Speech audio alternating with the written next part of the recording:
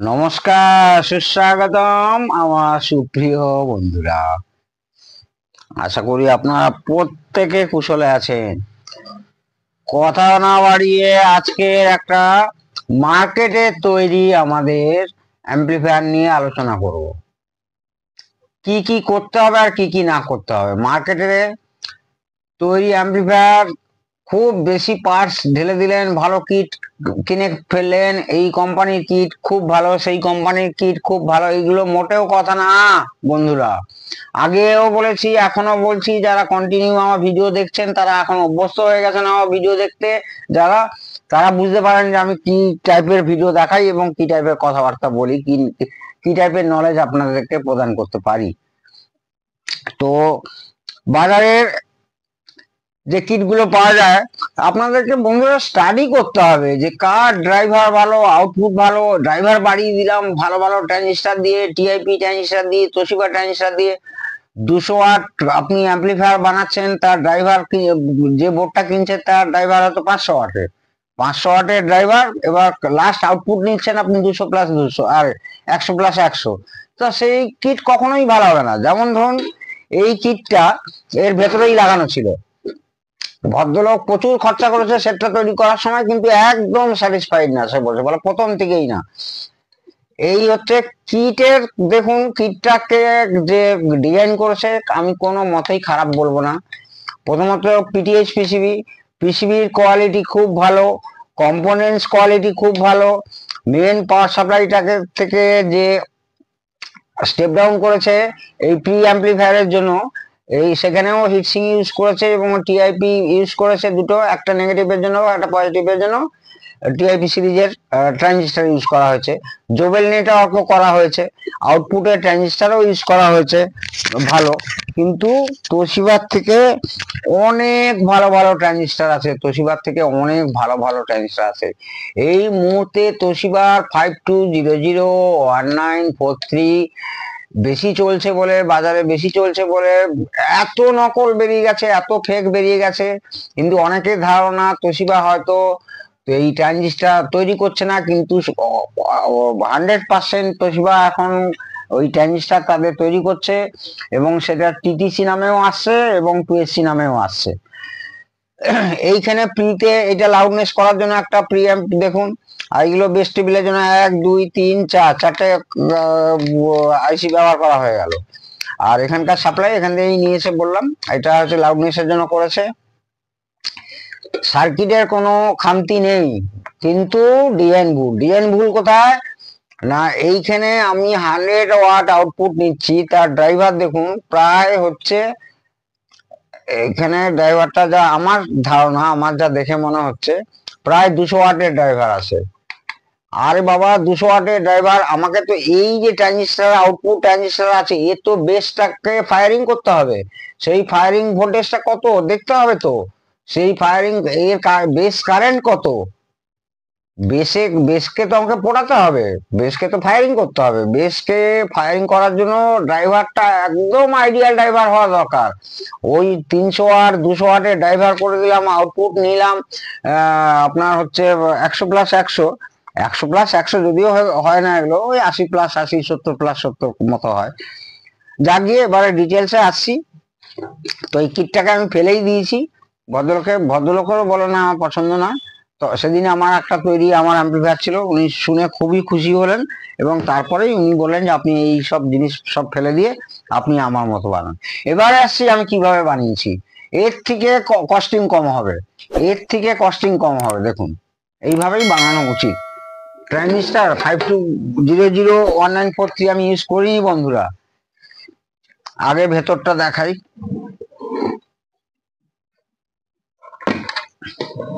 ভেতর দেখুন, পাওয়ার সাপ্লাইটা এইভাবে বানালাম, চারটে কন্ডেন্সার দিয়ে একটা বেরো বড়ই বানিয়েছি, ডায়োড লাগিয়েছি 35 অ্যাম্পিয়ারের হায়ার ভোল্ট।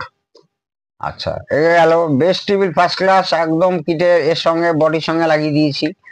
অত্যন্ত কস্টলি মানে পট লাগিয়েছি, দেখুন এগুলো সাধারণত লুজ পাওয়া যায় না, কিন্তু আমি নিয়ে আসি বাইরে থেকে, খুব ভালো পট এগুলো। এইটা এইটা আর এই পটগুলো যে দেখছেন এগুলো ইম্পোর্টেড, খুব ভালো মানের পট, একদম ভালো মানের পট। আচ্ছা, হিটসিংটা দেখুন কিভাবে লাগিয়েছি। ফ্যানটাকে উল্টো লাগানো ছিল, সোজা করেছি। আমি সাধারণত হাওয়া দেই, হাওয়া বার করি না, হাওয়া দিচ্ছি। এইখানে আর এইখানে বলছি ট্রানজিস্টার। আর এটা হচ্ছে মেন অ্যাম্পলিফায়ারের কিট। এইখানে স্পিকার কানেক্টর গুলো দেখুন, সে একদম ওই খেতে পায় না সেরকম লাগানো ছিল, কিন্তু তার বদলে আমি অনেক ভালো টোটাল আপনার হচ্ছে কপারের লাগিয়েছি। এইবারে আসি এই ধরনের অ্যাম্পলিফায়ারের এই ড্রাইভার। দেখুন এই ড্রাইভার কিন্তু ওই হচ্ছে বিডি 139 আর 150 দিয়ে করা। তো সেই ড্রাইভার ওই 140 আর 139 দিয়ে করা, স্লিপ অফটা দিয়ে করা। ও কিন্তু পারফেক্টলি ওই ড্রাইভার আপনার 100+100 এর জন্য তৈরি। এখানে ট্রানজিস্টার ব্যবহার করেছি দেখুন, যেটা কিনা খুব মানে ব্যবহার করা হচ্ছে আপনার ইয়ামাহা যে কোম্পানি আপনারা নাম শুনেছেন, ইয়ামাহা যে অ্যাম্পলিফায়ার, সে অনেক অ্যাম্পলিফায়ার ইয়ামাহা রিপেয়ারিং আমার আছে, দেখাতেই পারি আপনাদেরকে। এই যে 2STC4468 আর তার ডার্লিংটন, এটা একটা মানে একটা এনপিএন একটা পিএনপি, পিওর অরিজিনাল, মানে 100% অরিজিনাল, কোনো ভেজাল নেই, অরিজিনাল ট্রানজিস্টার। ঠিক আছে, এইটা একটা পেয়ার, এইটা একটা পেয়ার। তো এইখানে 5200 বা 1943 থেকে অনেক ভালো ট্রানজিস্টার, এবং এগুলো ডুপ্লিকেট হয় না, কারণ এগুলো প্রথমত প্রচন্ড কস্টলি ট্রানজিস্টার, আর সেই জন্য সাধারণত মার্কেটের কিটগুলোতে ব্যবহার করা হয় না। আর সেই জন্য যেহেতু কম ব্যবহার হয়, সেহেতু নকলও হয় না, ফেক ট্রানজিস্টার কোনো রকমই পাওয়া যাবে না, এবং খুব কস্টলি ট্রানজিস্টার। এক পেয়ারের ট্রানজিস্টারের দাম আপনার 4-5 পেয়ার আপনার 1943 আর 5200 হয়ে যাবে। গেল। এইবারে দুটো যে আপনার ড্রাইভার করা হয়েছে, ড্রাইভারটার জন্য পারফেক্ট এই বেস কারেন্টটাকে ঠিক রাখতে পারে, ব্যালেন্স রাখতে পারে দুটো চ্যানেলে, তাহলেই আপনার দুর্দান্ত অ্যাম্পলিফায়ার হয়ে গেল। আর একটা গুরুত্বপূর্ণ, আমি সব ভিডিওতেই বলছি, কোনো কোনো ভিডিওতে, যে ওয়্যার কিন্তু আপনারা, সত্যি বলছি, আপনাদের রিকোয়েস্ট করে বলছি, যারা নতুন অ্যাম্পলিফায়ার বানাচ্ছেন, তাদেরকে বলছি ওয়্যার ভালো কোয়ালিটির ইউজ করুন, ফিনোলেক্স ইউজ করুন। আমি কোম্পানির নাম ধরেই বলছি, ফিনোলেক্সের এরকম 0.5 পাওয়া যায়। কারণ কি, আপনি বাজারে 2 নম্বর দেখতে মোটা, ভেতরে সরু, এবং সেগুলো তামার কোয়ালিটি ভালো না, সেই তার ইউজ করছেন, তখনকার মতো চলে যাবে ঠিক আছে, কিন্তু মাস 6 পরে প্রত্যেকটা তারের ভেতরে রাশ পড়ে যায়, এবং তাতে কি হবে, তখন কারেন্ট এবং ভোল্টেজ দুটোই তো একদম, কি বলবো, দুটোই মানে মানে অ্যাম্পিয়ার কম হলে ভোল্টেজ কমে যাবে, ভোল্টেজ কমে গেলে অ্যাম্পিয়ার কমে, মানে দুটোর মধ্যে মানে ভীষণ ভাবে যুক্ত। তো সেক্ষেত্রে আপনারা খুব ভালো মানে তার ইউজ করবেন, কারণ কি, ওই 6 মাস পরেই কিন্তু আপনার তারের কোয়ালিটি ভেতর থেকে খারাপ হতে থাকবে, এবং রাস্ট পড়ে যাবে। তখন দেখবেন আপনি তার ছিলে দিবেন, আপনি 6 মাস পরে সেই তারটাই শোল্ডার করতে পারছেন না, ব্লেড দিয়ে ঘষে ঘষে ঘষে হয়তো আপনাকে শোল্ডার করতে হচ্ছে। সেজন্য প্রথম থেকেই বলছি, তারের কোয়ালিটি, তারে কোনো কম্প্রোমাইজ করবেন না, বিশেষ কোনো কস্টিংও আসে না। ওই লুজ তার কিনে নিয়ে আসলাম একটা অ্যাম্পলিফায়ার বানাবো বলে, এরকম করবেন না, একসঙ্গে বেশি তার কিনুন, ফিনোলেক্সের তার কিনুন। প্রত্যেকটা তারের কোয়ালিটি আপনাকে ভালো রাখতেই হবে, তারের ওপরে বিশাল ডিপেন্ড করছে। 6 মাস পরেই এই সেটটার রেজাল্ট খারাপ হয়ে যাবে যদি তার খারাপ লাগান আপনি। সেটা গেল। এবার পাওয়ার সাপ্লাই, আমি এইখানে ট্রান্সফর্মারটা আছে 35-035, 35-035 এবং 30-030, ঠিক আছে, মেন অ্যাম্পলিফায়ারের জন্য। তো সেইখানে আপনারা এই ধরনের অ্যাম্পলিফায়ারে আপনার খুব বেশি হলে 24-024, 5 অ্যাম্পিয়ার কি 6 অ্যাম্পিয়ার হোক, এর বেশি যাবেন না, তাতেই যথেষ্ট ভালো আউটপুট বেরোবে, এবং খুব শ্রুতি মধুর আউটপুট বেরোবে। আর সবচেয়ে বড় কথা, ট্রানজিস্টার খুব কম গরম হবে এবং লাইফ অনেক বেড়ে যাবে।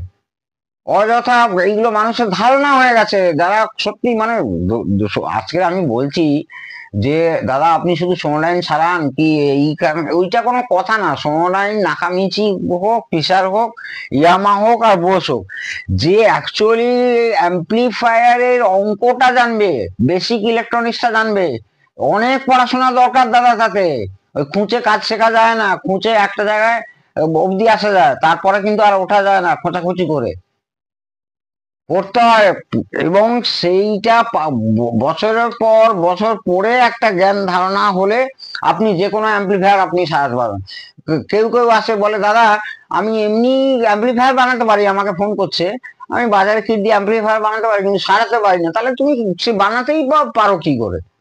তোমাকে পুরোটাই জানতে হবে অ্যাম্প্লিফায়ার, এক একটা রেজিস্ট্যান্স, এক একটা কন্ডেন্সারের ফাংশন জানতে হবে, এক একটা ড্রাইভার কাকে, ড্রাইভার কিভাবে হয়, এক একটা এই পাওয়ার ট্রানজিস্টারের টোটাল ডেটা জানতে হবে। টোটাল ডেটা, কত কারেন্ট, বেস ফায়ারিং কত, এমিটার টু বেস ভোল্টেজ কত, কালেক্টর টু এমিটার ভোল্টেজ কত, কালেক্টর কারেন্ট কত, টেম্পারেচার কত, টোটালটাই দেখতে হবে।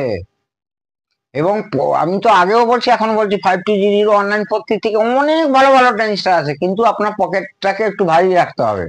এবং আপনি পার্টিকে বুক পিটিয়ে বলতে পারবেন যে যে ট্রানজিস্টার দিয়ে বানিয়ে দিয়েছি চালান, এবং তার আউটপুট কোয়ালিটিও অনেক ভালো হবে।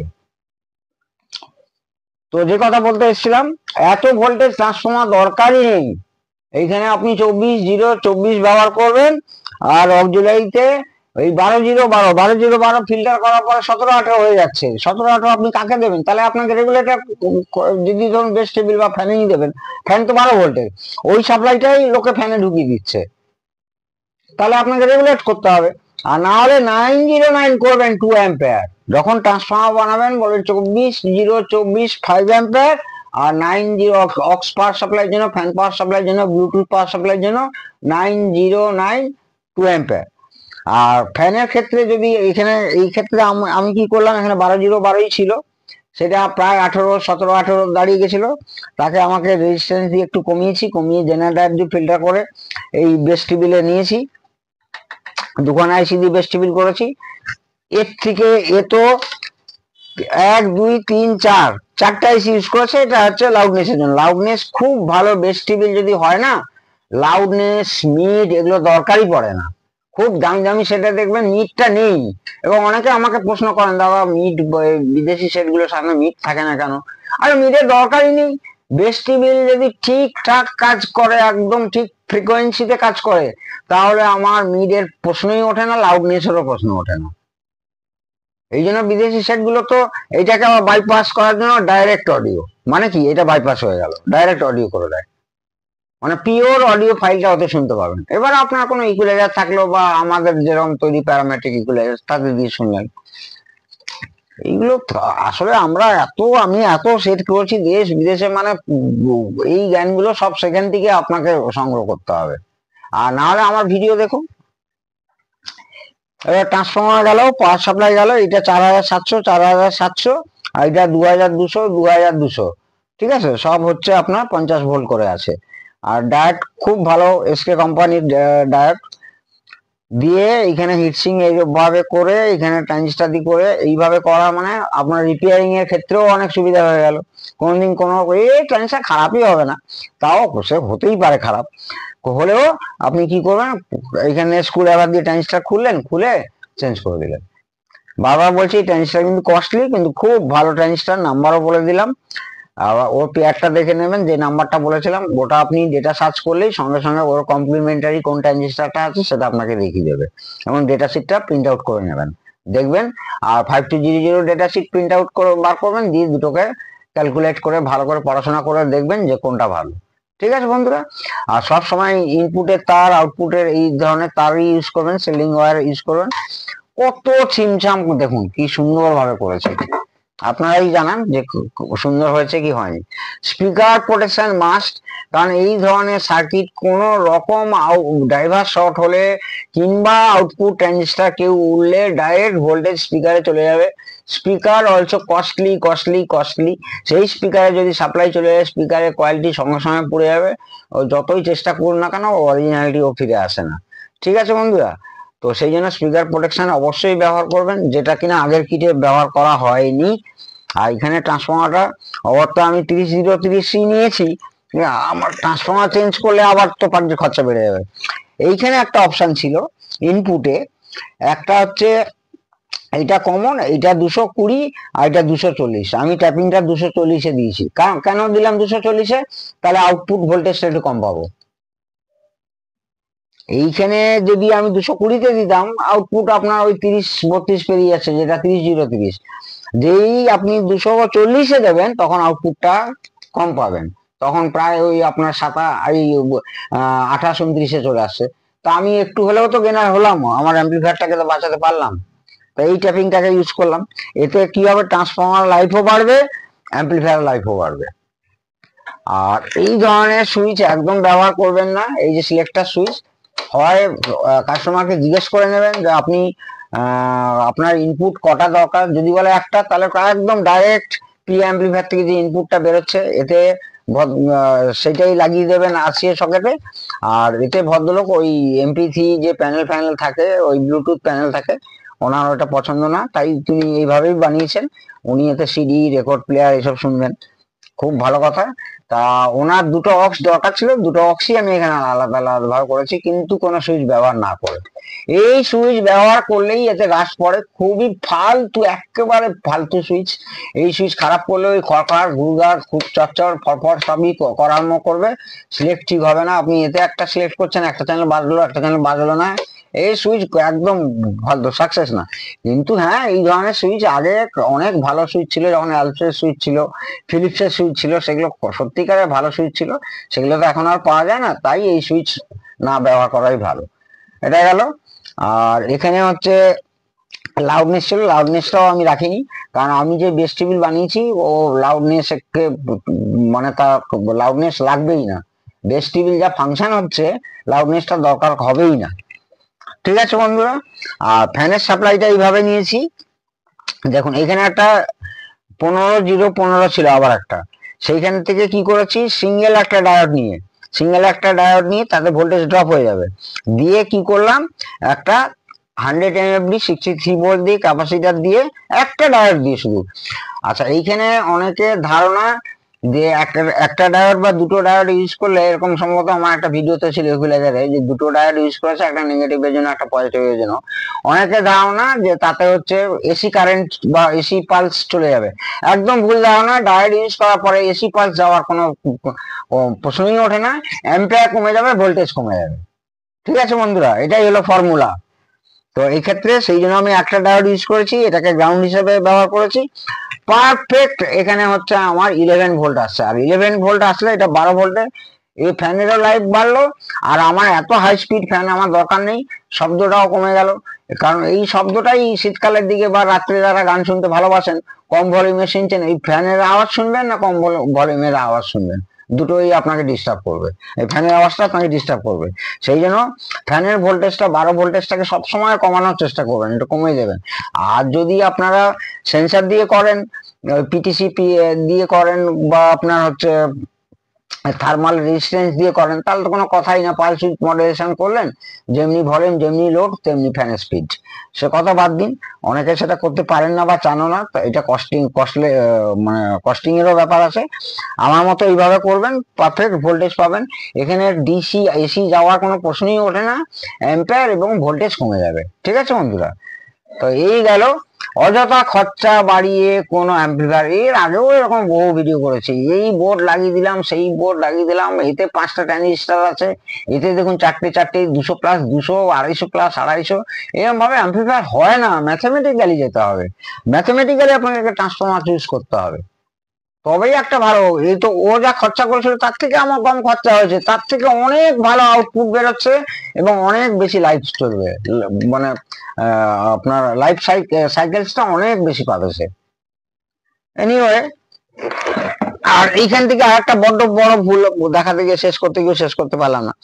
এই গ্রাউন্ড থেকে, এই যে মেইন অ্যাম্পলিফায়ারের মানে যে পাওয়ার সাপ্লাই 30-0-30, এই গ্রাউন্ড থেকে এখান থেকে একটা সবুজ তার দিয়ে পুরো এইখানে দেখুন ঝালাই করা আছে, এখানে গ্রাউন্ড করে দিয়েছিল।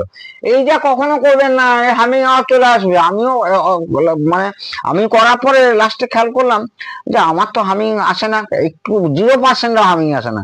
তারপর দেখলাম ও বাবা জীবন, এইখানে থেকে এইখানে গ্রাউন্ড করা আছে। আস্তে করে কাটার দিয়ে যেই তারটা কেটে দিলাম, ব্যাস হামিং একদম তারাদের দেশে চলে গেল একেবারে। হামিং আর নেই, তারাদের দেশে চলে গেছে। এইভাবে করতে হবে, বুঝতে হবে, জানতে হবে। অত সোজা না ভাই, অত সোজা না।